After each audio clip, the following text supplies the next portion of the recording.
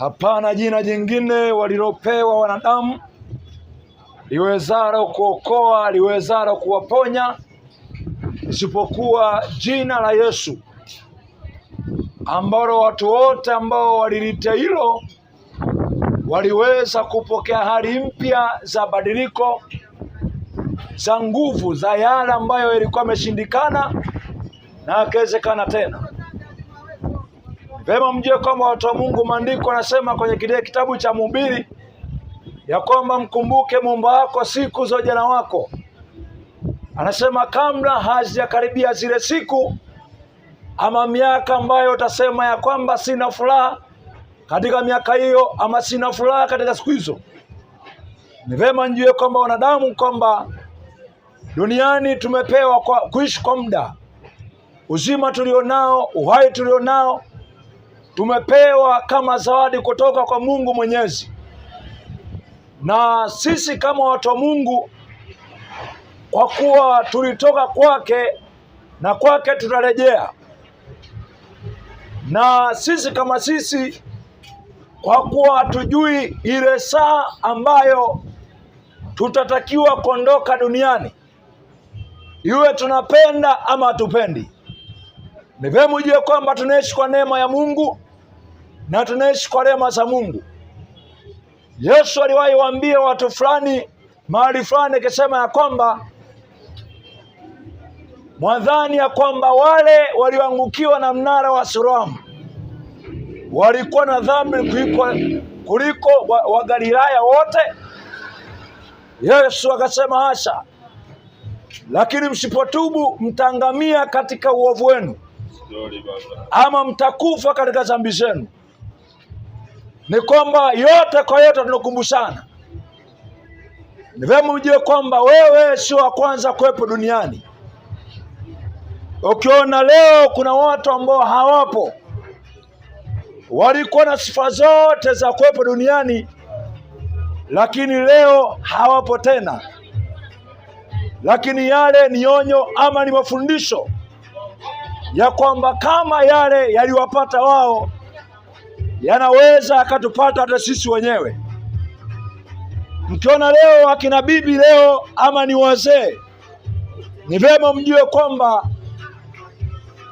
na wale walikuwa vijana na wale waliwahi kuwa watoto ama warembo, lakini leo hapo tena. Kwa ni vyema tujue kwamba dunia vyovyote vile ambavyo inaweza ikawa inatuonyesha kwamba inao uzuri ama inao burudani ama inayo raha, ni vyema tujue kwamba dunia yote kwa yote inadanganya. Ilituambia kwamba zina inaburudisha, lakini kusema kweli tulivyozini, tulivyoenda kufanya umaraya ya uchafu fulani, tukajikuta ile raha ama lile burudiko ambalo tulitazamia ya kwamba tunaweza tukalipata, tukaona kwamba ile burudiko hamna. Na ni vyema niwaambie kwamba wadada, ni vyema mjue kwamba sisi watu wapendi sana kivile, lakini kwa kuwa tupo kwenye dunia iliyovurugwa ama iliyo na mambo yaliyovurugana, yani yaliyopangaratuka, yaliyokaa vibaya, tunaonaga mfariji wetu wa karibu ni zinaa, tunaonaga mfariji wa karibu ni wanawake ama ni wanaume. Lakini kusema kweli sio hivyo. Ndio maana kuna vijana ama kuna mabinti mliwahi kuingia na mahusiano na watu kaza wa kaza, watu ambao mliambiana mnapendana, watu ambao mliambiana mnapendana, kupenda baby I miss you, mkachati mpaka usiku wa manane. Lakini wale watu kusema kweli hamkuendelea nao, mkaachana nao. Wengi wenu mlishia kuharibu maisha yenu, walishia kuwapa mimba, walishia kuwachezea, walishia kuwafanya midori. Sasa kama wao wenyewe walikuwa natupenda kweli, ama kama yule brother alikuwa anakupenda kweli, kwa nini alikuacha? Kwa nini alikuacha? Maana yake ni kwamba Yesu ndiye ambaye ana upendo wa kweli wa maisha ya mwanadamu. Yesu yeye ndiye ambaye alikubali kufa kifo cha aibu, ili sisi ambao tupo kwenye dhambi, tulio kwenye maisha ya dhambi, tuweze kuacha maisha mabaya. Yesu anasema kwamba ni upendo gani kama huu wa mtu kutoa uhai wake kwa ajili ya rafiki zake?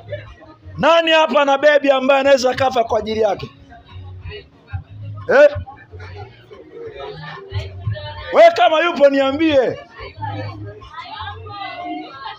Ni kwamba hayupo, ila Yesu mwenyewe ndo alikufa kwa ajili yetu.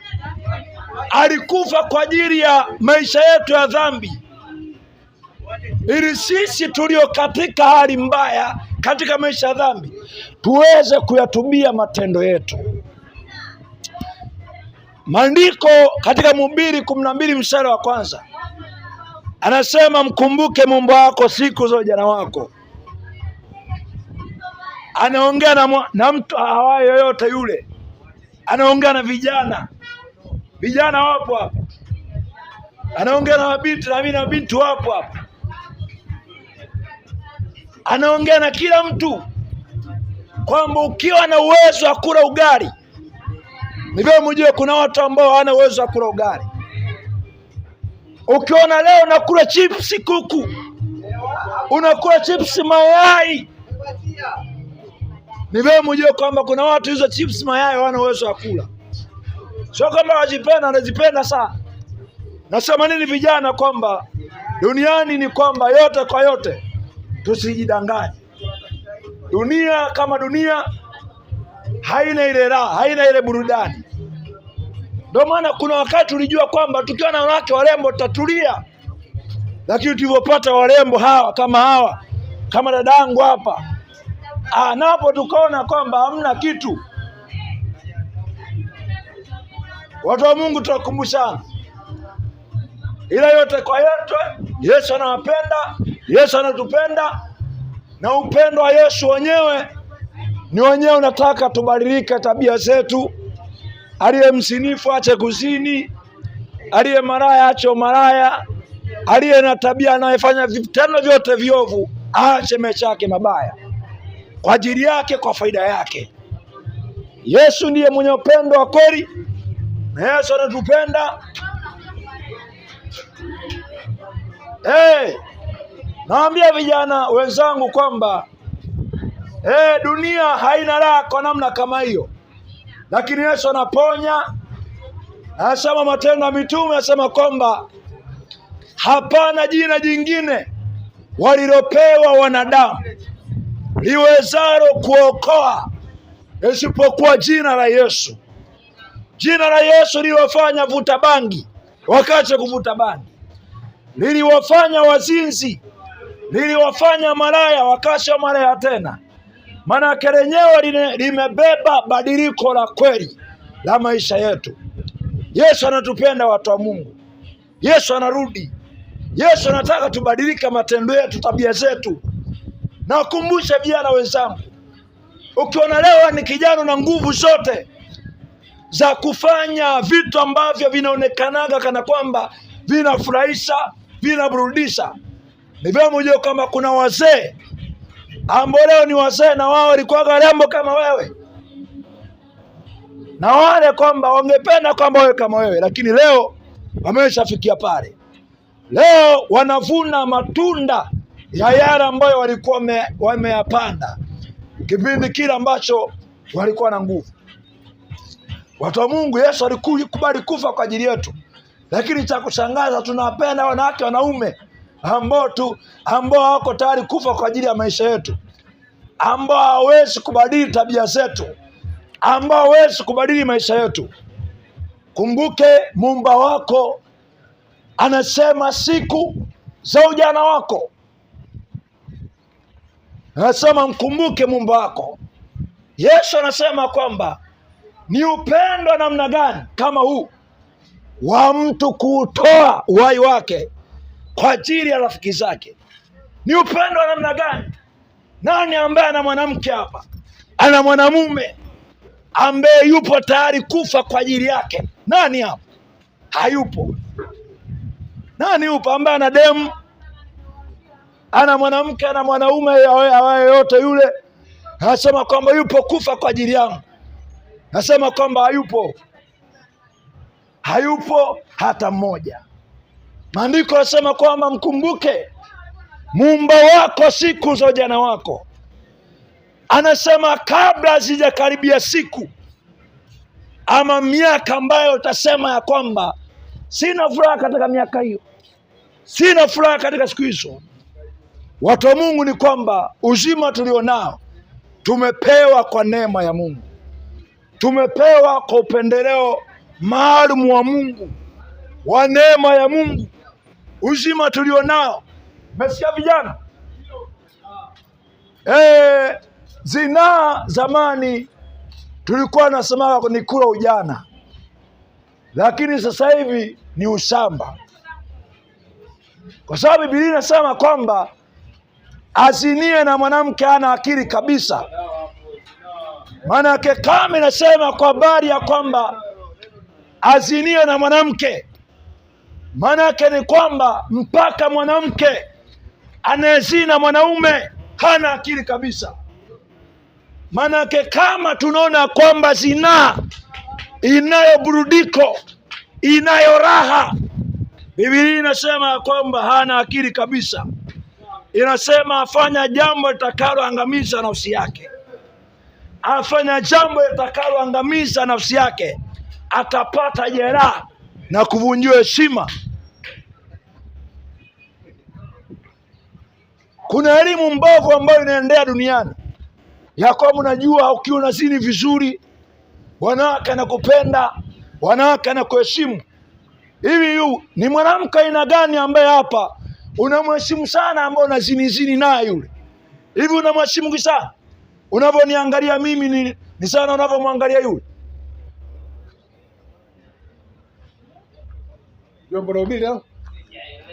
Haujaelewa? Maandiko anasema ya kwamba yoyote azinie na mwanamke hana akili kabisa.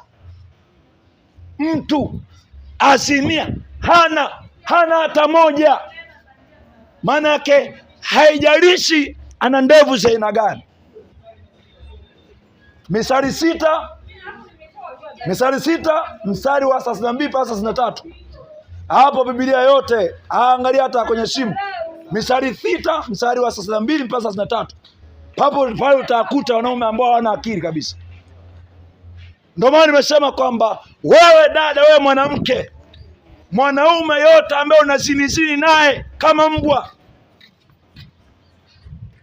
unavyomwangaliaga, kwa sababu leo ukimuona akivaa suruali, mpona kaona kamguka katikati kale, unakaona kale pale kale kaona.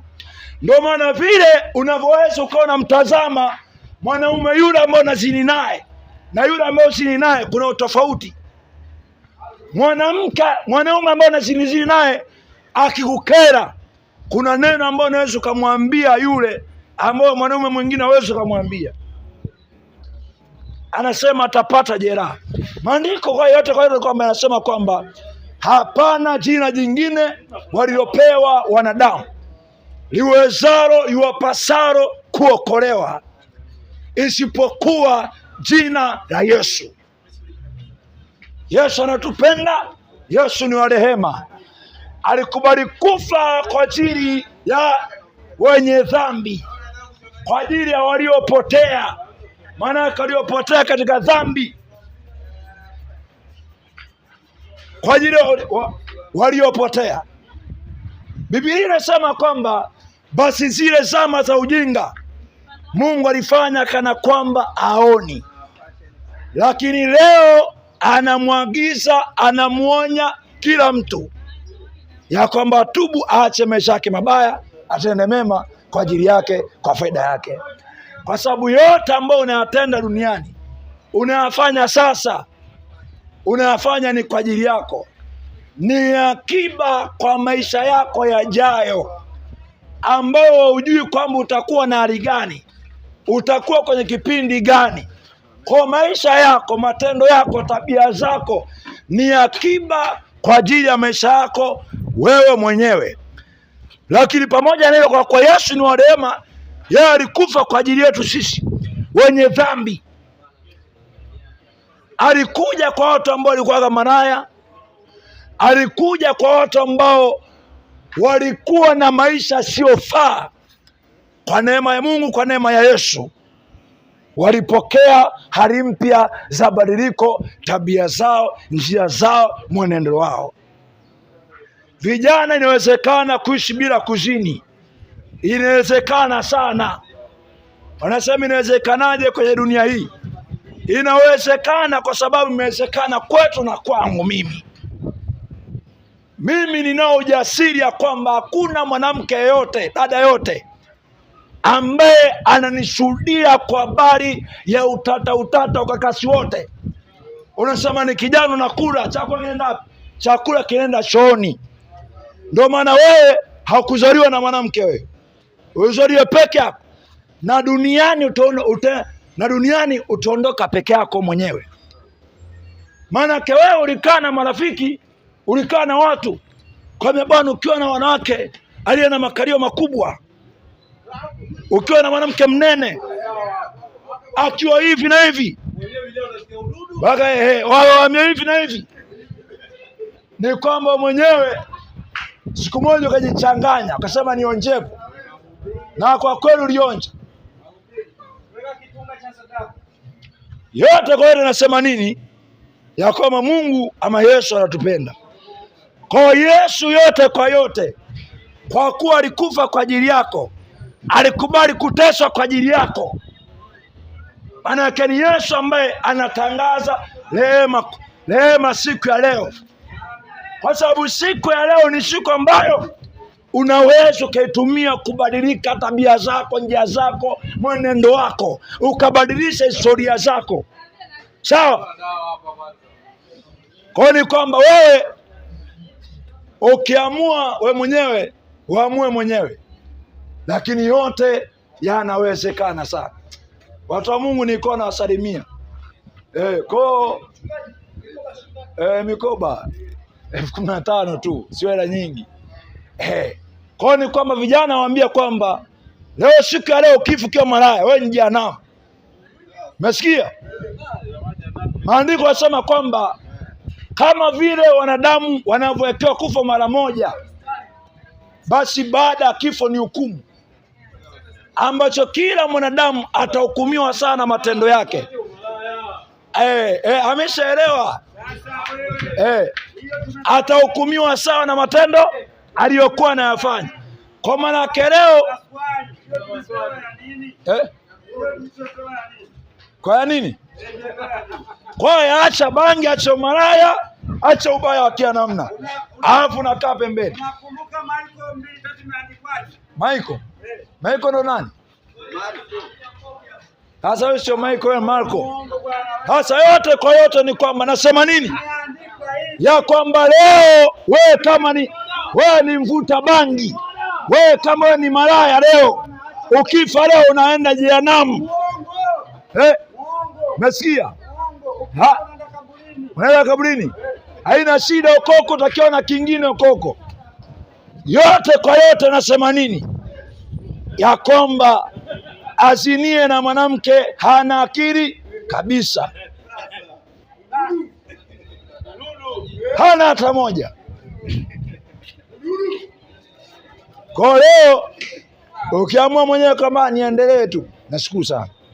Nashukuru. Mimi nipo kwenye mfungo. Nipo kwenye mfungo. Kwani kwamba wewe mwenyewe ndio uamue kwamba nitaendelea na maisha haya ama nitaamua kubadilika. Kwa sababu maamuzi ni ya kwako mwenyewe. Ila neno la Mungu ama Mungu ni mshauri anayekushauri.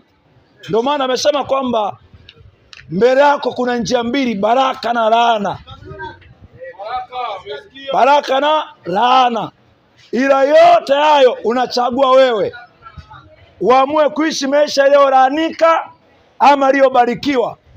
Wewe ndio mchaguzi wa maisha yako mwenyewe.